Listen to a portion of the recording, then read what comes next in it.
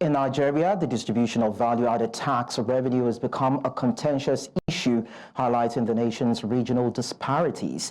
The current system allocates VAT based on the location of companies' headquarters and tax offices, rather than where goods and services are consumed. This approach has led to significant revenue flow into southern states, which host major corporations, while northern states with lower industrial activity receive less. In response, northern governors and coalitions have proposed a shift to a derivation-based model, suggesting that VAT distribution should reflect the location where goods and services are supplied or consumed rather than produced. They argued that this change would promote fairness and address regional economic disparities. So this evening, joining me to talk about this, I have Jamilu Aliyu Charanchi, who is the National Coordinator, Coalition of Northern Groups. Thank you so much, Mr. Charanchi, for joining us on the show. Thank you for having me this evening.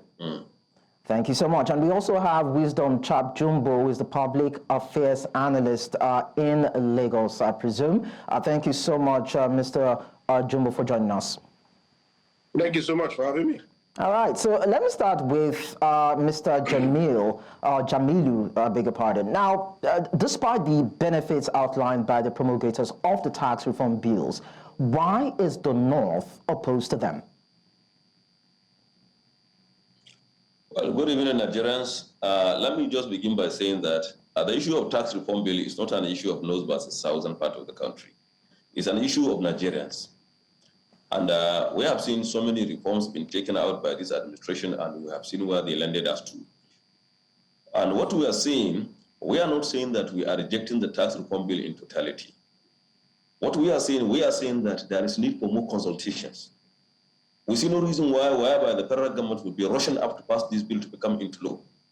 How important the PIB, petroleum industry bill is. It's passed like 10 years in the National Assembly before it becomes a law into the country. So why is the rush? What we are saying, there are so many ambiguities. There are so many terms that need a clear definition in that bill. And that should be done before this bill becomes a law. For instance, I urge you even to go back to what we are talking about, the derivation formula, that is section 77 of the bill, which says that the tax collected will be shared. Currently, we have two formulas that taxes are being shared in the country. For instance, we have the vertical and we have the horizontal axis. In the vertical axis, the current form of the VAT sharing formula, it doesn't have much problem on that. But in the proposed formula of sharing on the vertical axis, only 5% that is due by the federal government to the state government. We would advise that 5% should be proposed not to the state government, but rather to the local government's level. But in the horizontal axis, that is where the bone of contention is. For instance, equality, population, and derivation are the three major points that have been considered in sharing the taxes in that formula. Equality and population is where we have seen that they have 30%, and the remaining 20% in the new formula, and 60% in the derivation. The question is that derivation is at what point? Even in the bill you will never see a place where they clearly specify the derivation is what they refer to as the derivation. If you are talking at the derivation at the consumption level, where goods and services have been taken, do we have a clear data that specifically tell us the consumption in Nigeria? For instance, if you go to the Wano market, you buy grain there, you take that grain either to Katsina, Jigawa, Kaduna, and other places, or some other places in the northern part of the country. Do we have the actual data that specifically tell us that those goods and services are being consumed either in Katsina or in Jigawa?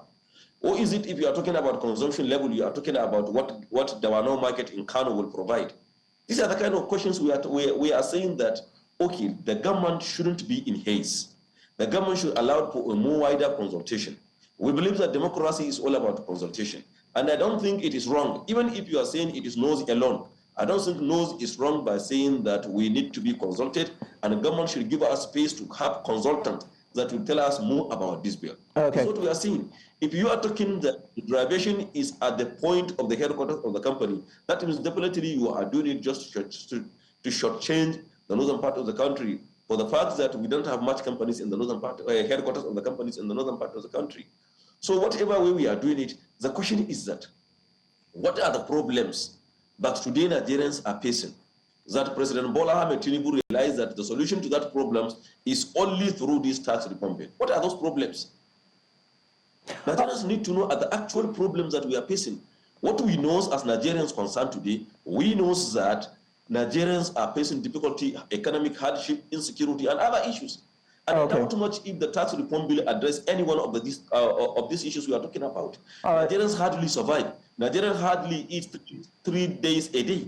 So we are saying that, for instance, I also equally refer you to Section 59 of the bill.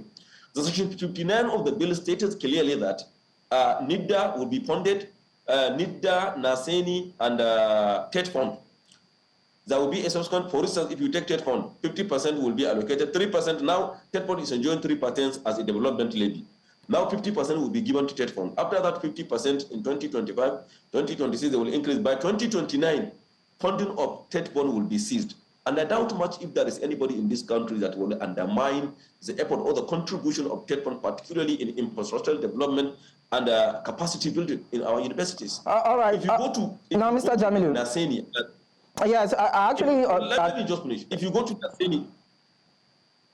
Yes, go ahead, because I need to talk to William too. Funding will be going concurrently. By 2027, funding will be seized of these agencies. These agencies are initially created so that at least they will assist Nigerians in the education sector, Nigerians in digital economy, and Nigerians in science and engineering.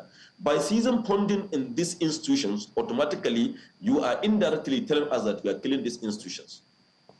All right. So these are the kind of issues that we raise, concern that the federal government need to look into these issues, halt the discussion on this bill until a wider consultation is being made throughout the country.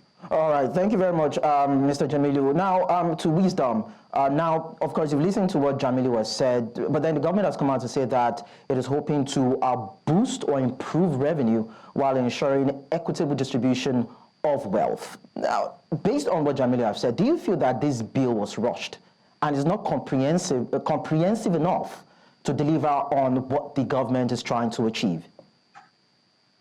Thank you so much. And look, since these bills, because there are 4 bills that have been presented by this committee headed by Taiwo Yedele, to the National Assembly. There are 4 bills, so not just one. So these bills, in my view, I don't think they have been rushed. And I'm speaking from the point because I'm trusting firmly the man that chairs the committee based on his experience, based on what he has done over the years as a tax leader in the private sector. I'm very sure that him and the team have put in a good work. And if you look at the composition of the committee, in fact, it is well robust, that the work that has gone into this, in fact, I don't think it was rushed in any ways. But look, if a reform is a walk in the park, then I'm not sure it's a reform. So I'm happy. Some of us are happy that, some of these feedbacks are coming and some of these reactions are coming and everybody seems concerned. Some people didn't take it serious at the first time, until they saw that the bills have hit the National Assembly and then everybody woke up to start talking. And in fairness to the committee, they had a robust consultation and stakeholder engagement. And the chairman of the committee has been everywhere, talking about this. There have been wider consultations, before these bills hit the Senate or the National Assembly. So I think I disagree a bit, on issue of saying maybe there was not enough wider consultation or we did more wider consultation. This is one bill that I think, in fairness to the committee, Mr. President, there have really been, a wild dedication of Nigerians, to understand what these bills are. But look, this bill has also exposed, currently now that Nigeria is lacking in some few things. We have not taken data collection seriously. If we had the right data to measure on over time, then it would be easy for us to understand what these bills are trying to hit. I will tell you, we're only looking at one side of this bill as the Northern leaders or the Northerners are raising some concerns. The other side of it I'm looking at is how this is going to even benefit the local government at the local government levels. And the committee has, given us some highlights into some of those taxes at the local government level, in fact, that they have been able to harmonize, into some of these bills they have presented. So look, a reform is not a walk in the park. And what I see happening is, I think Mr. President and the National Assembly are really giving room for more consultation. They have had different public, forums for people to come and air their views. And I've heard the chairman of the committee say, look, all concerns, especially from the northern leaders, we are going to consider it holistically. We are going to consider it in the way it's coming. So as you can see now, they have not even jumped into the third reading of the bill on the floor, and they're giving room for some of these inputs, which of course I think is very important. But hey, we need to look at it now that reforms are not working in the park, as I said before. Okay. We must take reforms seriously, and if the economy itself must work, then these reforms need to happen. And this is one that has not happened in a long time. And we have one in a lifetime opportunity. I don't believe also that we need to withdraw this bill from the National Assembly for us to now begin to look at anything. It's what we did with the PIB, that it took us 10 years. And look at how we affected the oil and gas sector. Some of the investment that should have come into that sector in the last 10 years, it just walked us by. And it's because we could not give a policy consistency. And this tax reform is hitting on the issue of ease of doing business. Currently, there are just multiple tax that if you're a business person in Nigeria, you wonder who you are working for. You understand? Because no harmonization, no clarity, there's just multiple taxation from local government to state to federal. I think it's not helping any business. Okay. So regardless of who we are, if we need this country to work, then I think this tax reform is what we must give the whole of our heart to make sure that it works. Okay. And as we go on the program, maybe we can share more details in some of these things that will make it easy, for ease of doing business in the country, and we must help ourselves. Definitely, we'll definitely do that. Now, up to Jamilu, your association is canvassing that value-added tax should be reversed to 3%. Now, we're talking about a wider consultation. We're talking about inputs from all regions. And I'm asking, why would you want a reversal or a drop in VAT from 7.5%? The proposal is going to about 10 to 15%, and you're saying it should be dropped to 3%. Well, actually, I believe that you have come across a tweet by Ayodele, who said that Nigerian economy cannot support VAT increment a few years ago. And I don't know actually what happens to the Nigerian economy today we are talking about. I believe that when he was talking, the exchange rate of dollar against naira was not even up to 500 naira. A liter of petrol was below 1,000 naira. At those days, when Tayo ideally advocate for reduction of tax, I don't think that Nigerians are suffering the way Nigerians are suffering today. And by the way, what are the physical, empirical evidences of this tax, of the tax collected from Nigerians, either to the country or to infrastructural development? What are the empirical evidences? We have been seeing that people have been collecting taxes anywhere. Nigerians have been saying that they want to generate money for the benefit of doubt. But unfortunately, today, Nigerian government is paying almost over 33% of the total budget of Nigeria only to debt servicing. Then where are the taxes being collected from Nigerians? In fact, where are the money being reduced from even full subsidy? What have they been done? What have they contributed? In what way have they contributed to the development of Nigeria and Nigerians? What are the importance of even this tax bill, or the tax being collected from Nigerians to the Nigerian development and Nigerians? So these are the kind of questions we are asking ourselves. These people, they have been collecting loans from different part of the world, and we are without even us seeing the benefit of those loans to Nigeria. We are still living in dilapidated infrastructure. We are still living in that. We still go to abroad for medical trips. We still go to abroad for educational studies. We still go to abroad for researches and so many other things. Nigeria still is not producing anything. We are not producing anything. We are still consuming many things. So why will you increase VAT Jamilu, from 7.5% we are paying now? In that proposed bill, they propose that this year the VAT will be 10%. Next year it will be 12.5%, and by 2030 it will be 15%. Where will Nigeria even afford to get such kind of money that will pay that while they are buying a bag of rice at the cost of over 100,000 naira? Jamilu, we can admit that there have been failings on the part of government for a couple of years now, and probably these tax reform bills would be changing the narrative and making things right, because the government is coming out to say that, see, we want to use these bills to alleviate the tax burden and the sufferings of Nigerians, most especially low-income earners, and those who earn higher will pay more. So isn't that some way of changing the narrative and making things right now, Jamilu? You see, if you increase VAT is a consumption tax. So by increasing VAT, automatically you are trying to tell us that the interest rate will also hike. You're also advocating for closure of businesses. You're also advocating for unemployment and poverty. Why are all these? Because if you increase 1 naira, for instance, now the ban A you are talking about, before ban A is 60 to 70 naira per unit. Now ban A is over 200 naira per unit. Automatically, those companies that are in production, automatically they have to find a means of resolving those money that they are paying for the supply of electricity. Now, if you go to the transport sector, now petrol is over 1,000 naira. Before it was below 1,000 naira. Those companies that are using petrol to transport their goods and services to where Nigerians are, automatically they must find out a means whereby they will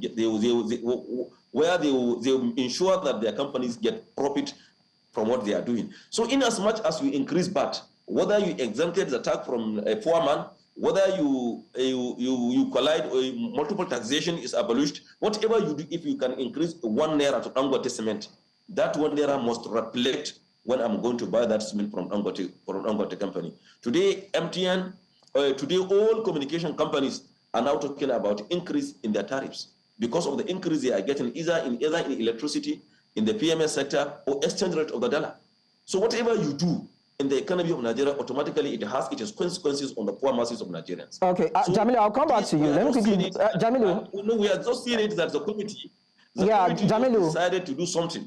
I'll come back to you. Let me quickly get this perspective from Wisdom, because I'm not too sure you've considered the entirety of the provision of these bills. According to what we understand, there will be zero VAT on food, healthcare, education, and some other consumables. While on transportation that you mentioned, there will also be VAT exemption. Now, these are bills considering tax exemptions on essential goods and services. And Wisdom, people would say that these bills are people-centric enough, or would you think otherwise?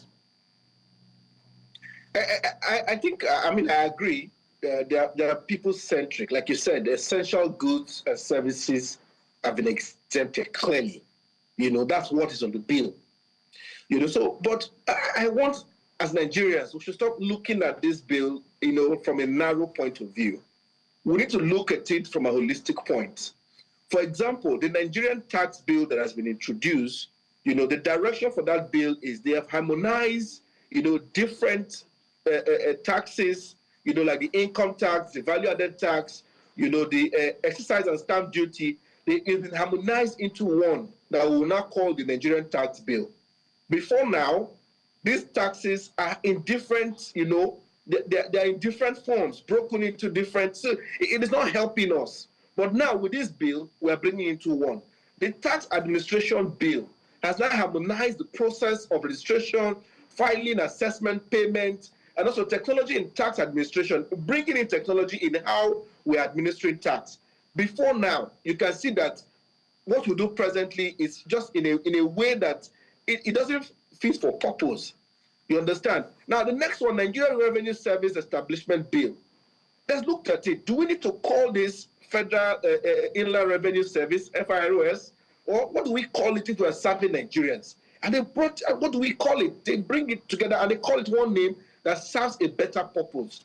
Makes sense. The Joint Revenue Board Bill, you can look at it. They bring together, so, okay, we need a tax appeal tribunal. We need all of these things. They bring it together and they form one bill. Look, we either choose to look at it from a fraction of, what may be a fraction of concern from one side of the country, or we look at it holistically, how would this help us as Nigerians? So I think the good thing they've done is this exemption, of consumable and essential goods is very critical, because that is where the economy will be affected the most, if we charge or if we, tax those ones, because the common man will be affected. Food, transportation, these are the things that we spend money on so much. So look, at the end of the day, when we look at the positive side of this tax bill, helping the economy, helping government, and it's a challenge on the part of government now. Now that we are trying to raise the morale of Nigerians, we are trying to reform our tax system, we need to find a way to hold government even more accountable, because for our taxes we'll be paying now, what government will be doing with it. Government needs to show responsibility. I think that's another concern for me, and many people who are like me. My major concern is government's responsibility in how they are making use of this tax we're paying.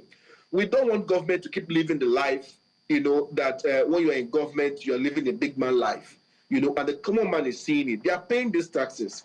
We want to see it, trickle down to the economy. We want to see it trickle down, to common Nigerians. We want to see it flow in a way.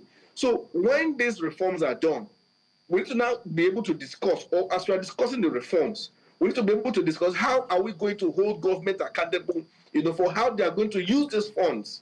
Don't bring a reform, at the same time, you're not telling us how you're going to be responsible in spending it. Because at the end of the day, with all of these reforms, we are going to have an increase in revenue into government purse, because that's the end goal of all of this in the first place. So, but how will government use this? What I'm not seeing in all of this process is how will government ensure the trust of Nigerians that they are going to use these monies responsibly? Is what I'm not really seeing on my own part of this reform.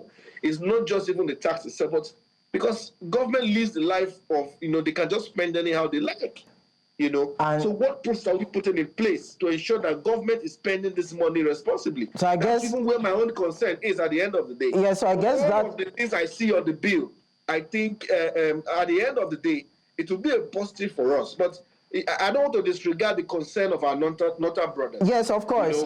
Of course, Wisdom. That kinds of, corroborates what Jamilu raised when he talked about infrastructural development, not being optimal as one would have expected, looking at the VATs that have been collected way in time before now. But Jamilu, you raised a motion, or, you raised an observation around the derivation-based model, the vertical and the horizontal. And we all know that derivation means that, more VAT revenue will be allocated to states where more tax is collected. So I'm asking you, why is it that the northern region, according to reports or some, submissions, the north has not really driven commerce or increased the activity around business in that area to generate more revenue from tax?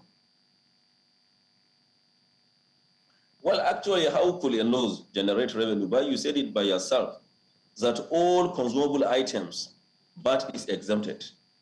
We produce items that are consumable in the country. We took them to wherever we took them to, then they will do a small finishing or packaging, then we call it that is a product. Then in as much as we exempt VAT on consumable items, like grains, like beans and other things, then definitely not is shortchanged. It's shortchanged. Secondly, how can those generate revenue while almost all our borders in the northern part of the country are closed? You see, the importation is now 70 to 80% of Nigeria's importation now is centralized only in Lagos. While we have the land borders here, go to Katsina, we have the land borders in Katsina, Maiduguri, Sokoto, and other places. They are all closed. The headquarters of the companies, if you are talking about the derivation at the point of the headquarters of the company, almost all the companies, their headquarters are in Lagos. And we, from the northern part of the country, we have those companies and we are using it. In fact, the MTN stated it clearly that the mass that MTN generated much revenue from it is from Kano.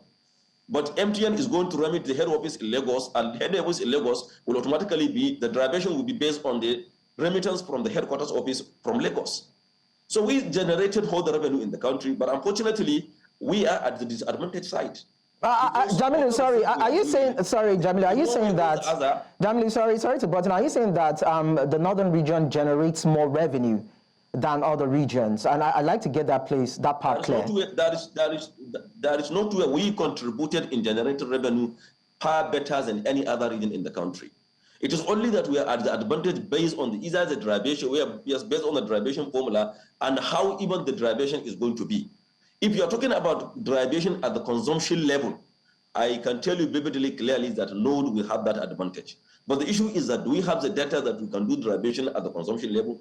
But if you are talking about the headquarters of the company, let us do it in this direction. Let all the headquarters in the companies that are situated in Lagos, let them come back to Abuja and see whether still Lagos can compete with the nose in terms of generating tax revenue in the country.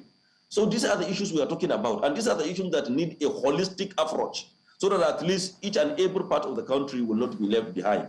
For instance, all the importation in Lagos, most of the containers being imported through Lagos ended up either in the southeast or in the northern part of the country. That's where the goods and services are being consumed. I can tell you that 70% of the containers, some being imported, they may ended up landed in Aba. Why do you think companies would prefer to have their headquarters or have their goods being delivered in some certain regions compared to having them being birthed in the north? You see, these are the initial arrangements, because once upon a time Lagos was the headquarters of Nigeria as a nation. So being it at the headquarters of the nation, some, for instance, like First Bank had been there since 1980 something. So their headquarters is already situated in Lagos. So they feel like they don't want a situation whereby they would even take their headquarters, come back to Abuja. By the way, even in this administration, when Tinubu comes as the president of Nigeria, he relocated so many department agencies of the government that are not even companies. He relocated them back to Lagos again because he wants to give more advantage to Lagos than any other region of the country. Okay, to Wisdom now. So if holistically, now the government will allow all the headquarters of the companies to be relocated back to Abuja, I believe that we will not even have issues on the derivation, whether it is 60, 70%, whatever it is. But in as much as the headquarters of the company will be situated in Lagos, and we expect that people will hold their arms just to be seeing the derivation goes to Lagos, almost 60% of the taxes being generated in the country goes to Lagos. That will never happen. All right, we're still going to consider the derivation formula more and look at the policies of government, of course, on this particular segment of the show. But then we're going to go on a very short break, and when we return, the conversation will continue. We are watching the conversation, and we are looking at the tax reform bills proposed by the current administration of Bola Tinubu. And of course, it's been generating a lot of heat, and we're trying to understand the rationale behind these tax reforms and if they can be implemented and can drive the needed growth that the government is hoping to achieve in Nigeria's economy, including the equitable distribution of revenue. And I've been talking to Jamilu Aliyu Charanchi, who is the National Coordinator, Coalition of Northern Groups, and of course, Wisdom Chapp-Jumbo, who is a Public Affairs Analyst. All right, so I'll take this to Wisdom right now, and I'll just put the questions in two folds. Now, in Nigeria's oil sector, the 13% derivation formula ensures that oil-producing states receive a larger share of the nation's oil revenue, of course, because they actually produce more. Is there a difference between that sort of derivation model and what the tax reform bills is proposing? And two, would you fault the government in terms of the move or the shift of companies that actually pivots the Nigerian economy from the southern region to the central, and of course the back and forth that we've seen? Okay. I'll take it from your last question, the issue of headquarter or no headquarter. I know there was a time when I think the former governor of Rivers State, Yusuf Wike, made a case, for oil-producing companies, to have their headquarter in Rivers State, which of course we had a few of them move down to Rivers State and all of that. Look, I think we should look at it from an angle of, if Nigeria was working the way it ought to work, some of these things we raise as an issue would not even be an issue in the first place. You understand? If it was possible to have First Bank headquarters in the north, for me, I would say, let's go for it. Let's do it. If it was possible. If First Bank see the business need to have their headquarters in the north, let it happen. The reason why that case was made at the time was because if those oil companies had their headquarters in the Niger Delta, like in Rivers State and other Niger Delta states, it is easier for them to be closer to what the issues were at the time, like the oil spill and all of those issues and community issues that we're raising, because of course you are drilling the oil from here and you don't know, you're not in touch with the issues that are happening here, and you have your headquarters somewhere else, so you are not connecting. You're not connecting. So we made that case at that time. Look, be close to where you are having this business, be close to where you are drilling, so that you can be able to manage. That was the case. If we can make the case for other side of the business, we can. And I think we have gone past that talk of Lagos used to be the capital of Nigeria. It's been how many years since then? and things have indeed changed. But this is not what we should be focusing on now. I think where the focus should be will be, look, can the committee sit down with the northern leaders to say, look, in face of all of this concern they've raised, where can we find a solution that best meets everybody to the concern? Like the chairman of the committee said, that their issue at the first place, what they were thinking, whether we have a concern more is with states like Lagos State. But at the end of the day, Lagos are seen to be working even more closer with the committee for whatever concern they have to resolve it. I want to encourage all other state governments to do the same. Can they sit with the committee? Where? Maybe they have had engagement before, but they didn't take it as serious as they should.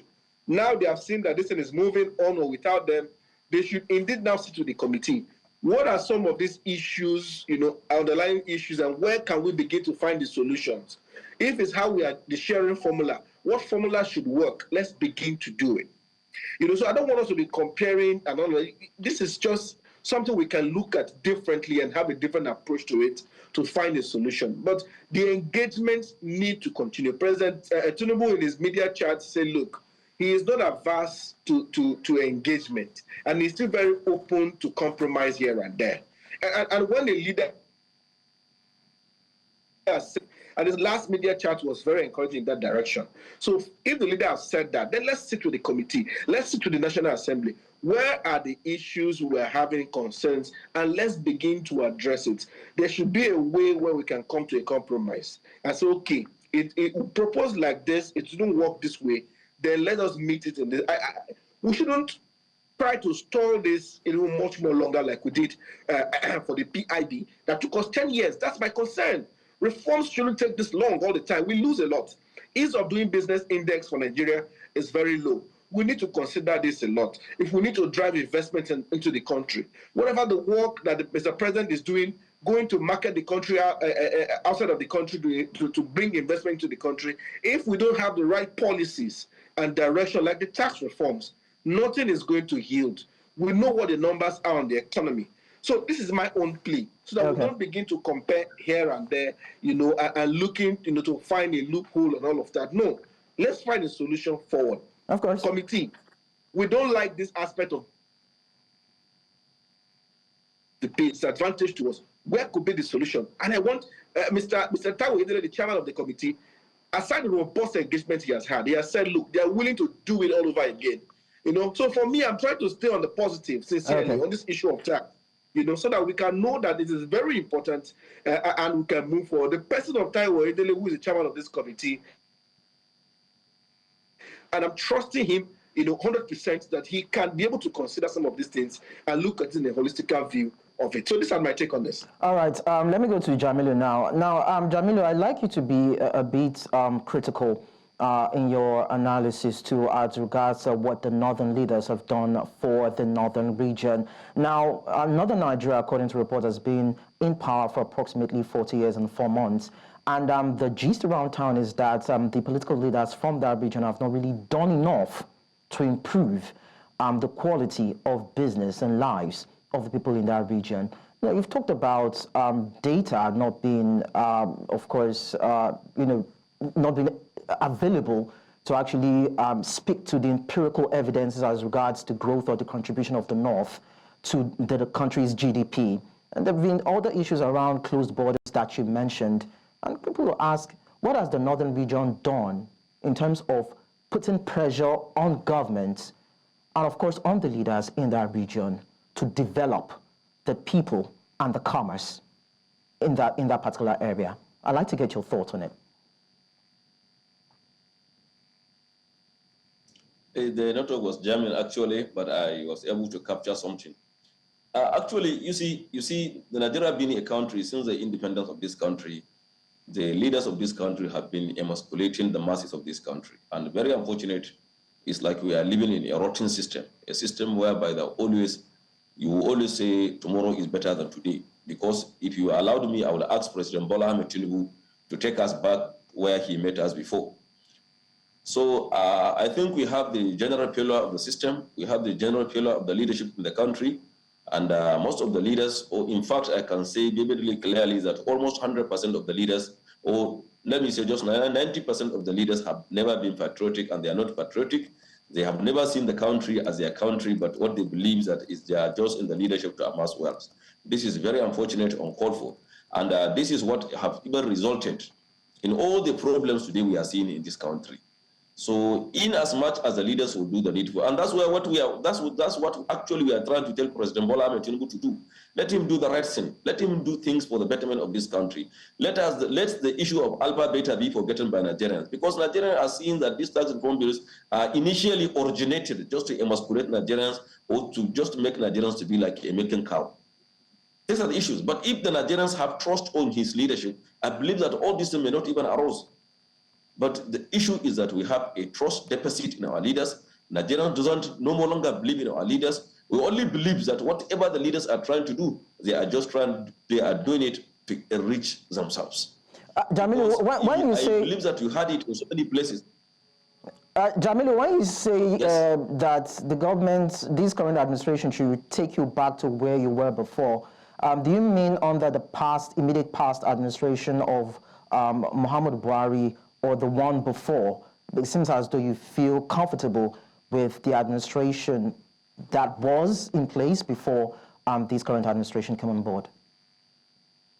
No, nobody have ever been comfortable with the leadership of President Muhammad Buhari. But going by the indices and what things are going in this country today, I believe that President Muhammad Buhari's administration is far better than this administration. In terms of what? Administration, I told you, the exchange rate was even below 450 naira. Liter of petrol was below 1,000 naira. Air ticket from Kano to Lagos, from Lagos to Kano to Calabar and Port Harcourt is not equivalent to air ticket that we are seeing today. An air ticket that is equivalent that if we are leaving even the country to UK or London.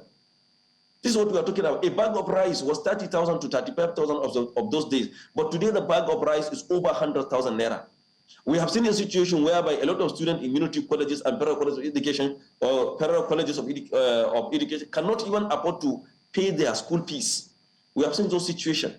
So these are the issues we are talking about. We have seen a situation whereby a custom duty now redoubled from during the Buhari's administration. So I believe that even if you are going to do justice, and the purchasing power of Nigerians is always reducing. Purchasing power of Nigerians are always reducing. Nigerians cannot even afford the meals that they used to afford before. Nigerians are in disarray. So I believe that even if you yourself, you know that it will not be difficult for President Bola Ahmed Tinubu with such kind of his policies to take us back to those days when Nigeria was Nigeria, when Nigerians were enjoying the situation of the country. But even if he can do us a justice, at least to take us back to where he met us, just and leave us there, I believe that Nigerians will appreciate that.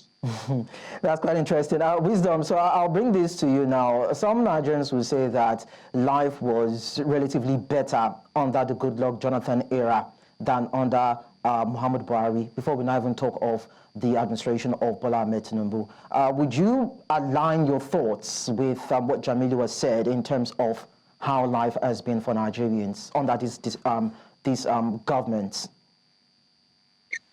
Honestly, if you ask me this question, I'm going to wear my party cap and answer you as a member of the PDP, and of course a member of the PDP River State and the country. I'll tell you, for handed over this economy and country to Muhammadu Buhari administration, we left a good economy for the country. We had, debt forgiveness. We had a thriving economy that could say that we're giant of Africa at that time. So yes, if you ask me this question, I will tell you for free what we left this country at as PDP, of course, under the Goodluck Jonathan era, and what we presently have today is not the same. Things have gone really bad. The Muhammadu Buhari administration was a terrible decision for the country. And they took us, if not 10 years back, if not even 15 years back, and the damage was indeed terrible. Nothing was indeed working under Buhari. Everything was slow. No policy was even moving. Corruption was terrible. So when corruption is indeed bad, in fact, I can't remember any reform or anything that happened under the Buhari era.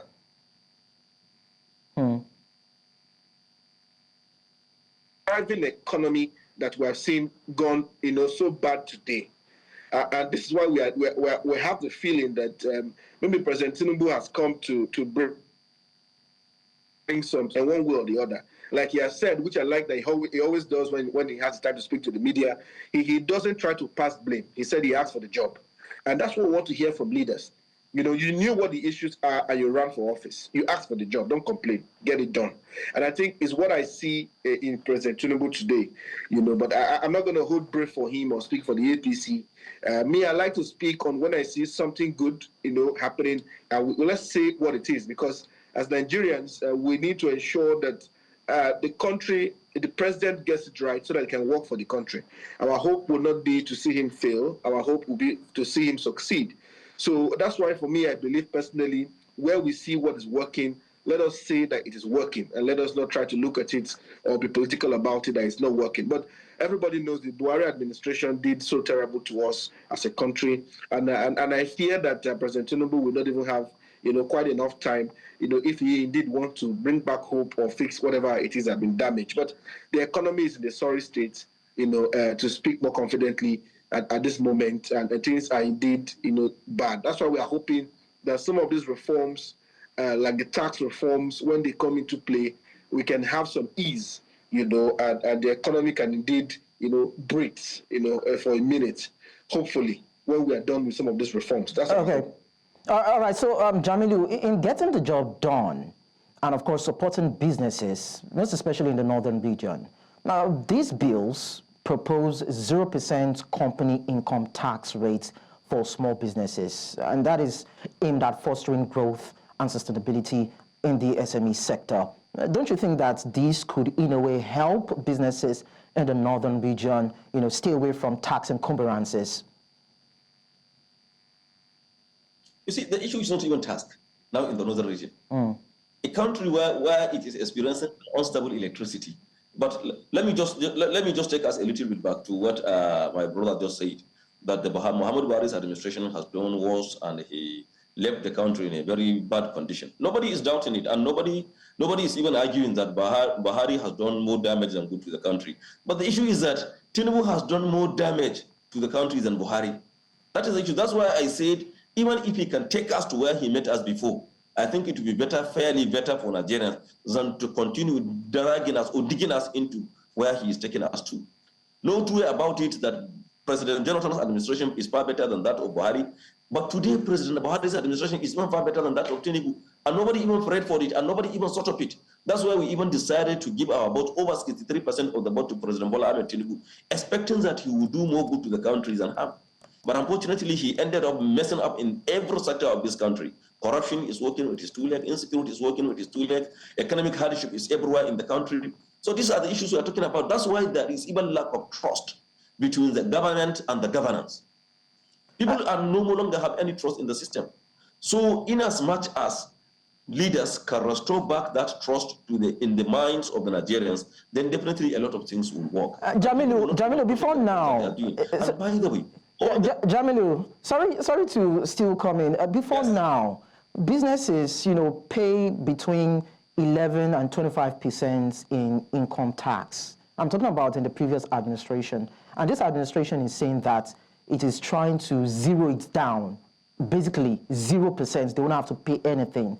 And you are saying that this administration to take you away from, you know, income tax of 0% to an administration where income tax is between 11% and 25%. I'd like to understand what you mean by that. Do you know that the businesses in northern Nigeria has already collapsed? Do you know that business has already collapsed? Because people don't even have the capital to do the businesses. How can you, whether 0% or not 0%, how can you even get whether 0% or not when you even don't have the capital to do that business? We are talking about survival. Nigerians today are talking about survival, not talking about 0% or whatever it is. Let us survive fast. When we survive fast, then we will know what to do next. But in a situation whereby somebody who cannot survive, a corpse, even now a corpse cannot even survive. Because Nigerians are not even surviving. Businesses are collapsing. Businesses have been closing down in the country. What 0% are you talking about? We are not even up to that level of talking about 0% or not 0%. That's why I asked a question that, can even the Nigerian economy take this tax reform bill? Do we have the capacity even to take the, what are the macroeconomic benefits of the tax reform bill to Nigerians? Let's restore those businesses back now. If the businesses, small businesses are being restored back, then later,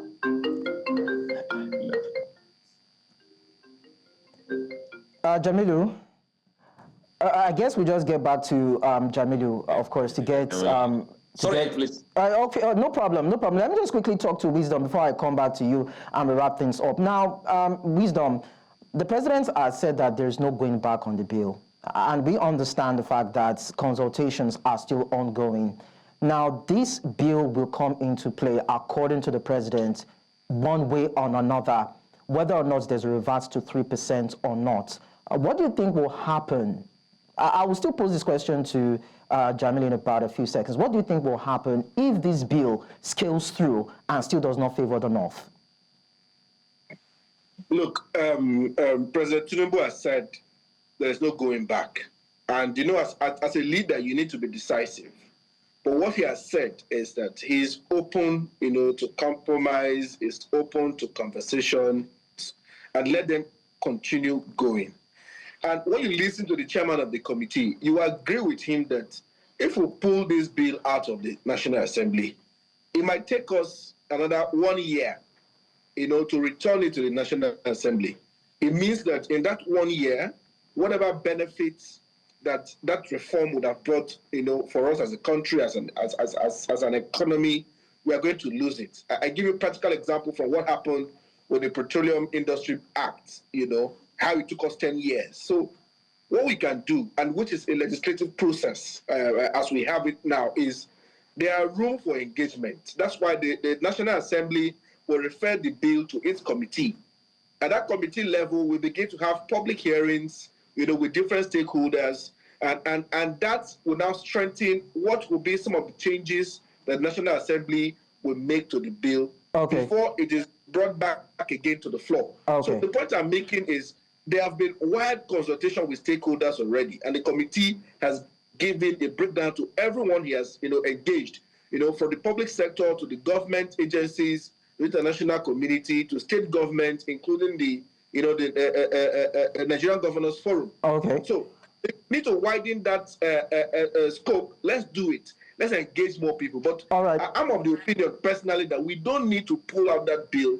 There should not be any going back. Let me quickly get Jamilu's response to this. So if that bill is eventually considered after the wide consultation and discover that it does not address your reservations, what will be the reaction of the North?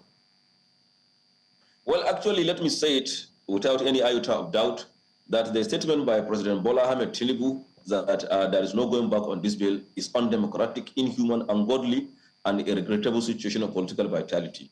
We expected, as a leader concerned, at least we expected him to listen to the voices of the masses.